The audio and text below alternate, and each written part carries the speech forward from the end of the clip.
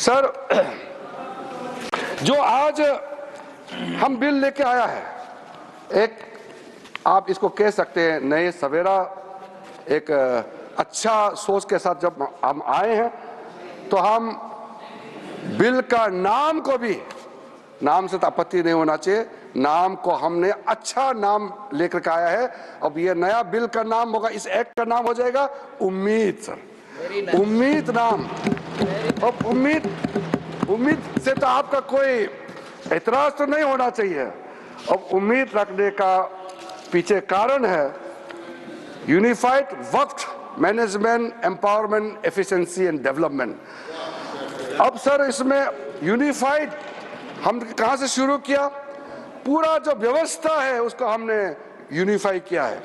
Collector का role से लेकर के सर्वे, रजिस्ट्रेशन, म्यूटेशन, इंक्रोचमेंट और जितना भी जो मैटर है उसको अब पारदर्शिता के साथ जब हमने यूनिफाइड एफर्ट डाला है to overcome the issues which were pending for such a long time, तो इसको हमने यूनिफाइड एफर्ट के साथ में आया है।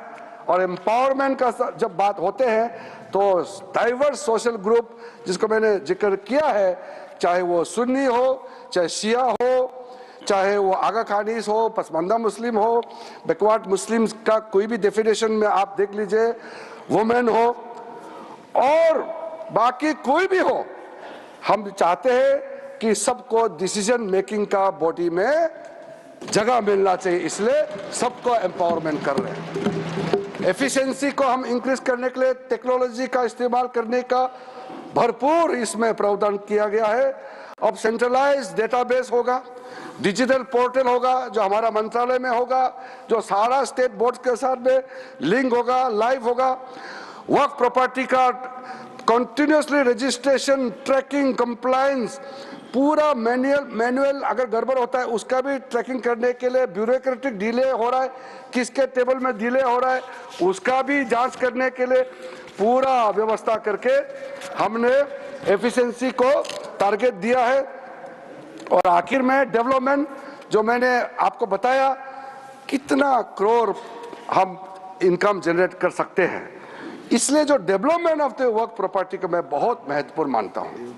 मैंने कल भी इस बात को बताया है कि दुनिया का सबसे ज्यादा वक्फ प्रॉपर्टी हिंदुस्तान में है। और कई लोगों ने कहा कि डिफेंस, रेलवेज के बाद तीसरा डेटा बैंक देखा जाएगा तो वक्फ प्रॉपर्टी, जो लैंड प्रॉपर्टी जो है वक्फ बोर्ड के पास है।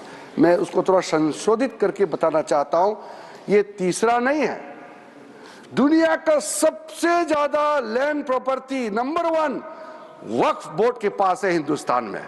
ये थर्ड नहीं है, क्योंकि डिफेंस और रेलवे को आप प्राइवेट प्रॉपर्टी के हिसाब से आप इसको गिनती नहीं कर सकता है, ये देश का प्रॉपर्टी है। इसलिए जब इतना प्रॉपर्टी हमारा देश में है, इसमें किसी को आपत्ति नहीं होना चाहिए, लेकिन आपत्ति तब होता है जब दुनिया का सबसे ज्यादा प्रॉपर्टी मुसलमानों के नाम में वक्फ प्रॉपर्टी हमारे देश में है और करोड़ों जो हमारे बहनाई हैं, गरीब मुसलमान हैं, उसको कोई फायदा नहीं मिल रहा है इतना प्रॉपर्टी। तो ये प्रॉपर्टी किस काम का? करोड़ों का प्रॉपर्टी कोई, मैं तो देखा हूं, मैं ये मंत्रालय संभालने का बाद भी और पहले भी कई वक्फ प्रॉपर्टी है या संस्थाएं हैं बाहर में, बहुत गरीब अवस्था में भीख मांगने वाला भी मैंने देखा है। क्यों काम नहीं आ रहा है? अगर सही तरीके से वक्फ प्रॉपर्टी को हम डेवलप करेंगे तो मैं कह सकता हूं अगले 3-4 साल के अंदर में करोड़ों गरीब मुसलमानों का जिंदगी आबाद हो जाएगा। थोड़ा सा अगर आप योगदान करेंगे, सब मिलकर के हम काम करेंगे तो क्यों नहीं कर सकते हैं। इसी मंशा के साथ हम यहाँ आज इस सदन में आए हैं।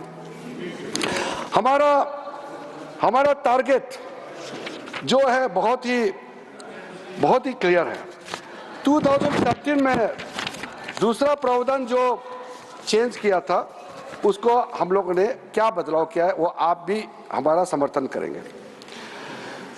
वक्फ प्रॉपर्टी जो है ये तो आप जानते ही है, इसको कोई भी प्रॉपर्टी हो उसका एक टाइटल होने के लिए कोई डॉक्यूमेंट चाहिए, कोई रजिस्ट्रेशन चाहिए, कोई प्रूफ तो चाहिए।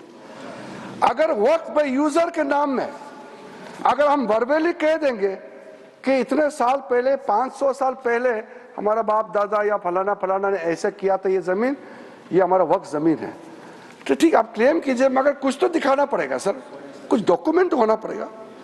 तो वक्फ बाय यूजर, ये जो हमने ऐसे आप आर्बिट्ररी नहीं कर सकते है। साथ साथ सेक्शन 40 में वक्फ बोर्ड किसी भी जमीन को अगर क्लेम करता है तो सीधा सीधा वक्फ बोर्ड डिक्लेयर किया जाता था, उसको हमने हटा दिया है। ये बहुत जरूरी था। अदरवाइज इसके बाद अगर आप 2013 में कितना वक्फ प्रॉपर्टी था, आज 2025 में कितना वक्त प्रॉपर्टी का संख्या में जंप हो गया, तब आप पता चलेगा कि ये सेक्शन का कितना इसका दुरुपयोग किया गया है। लेकिन साथ साथ में हम लोग ने संरक्षण भी दिया है कि वक्त बाय यूजर में जो वक्त प्रॉपर्टी ऑलरेडी रजिस्टर्ड है, जो सेटल्ड केस है, हम उसको रेट्रोस्पेक्टिव जाकर के उसको हम छेड़छाड़ नहीं करेंगे।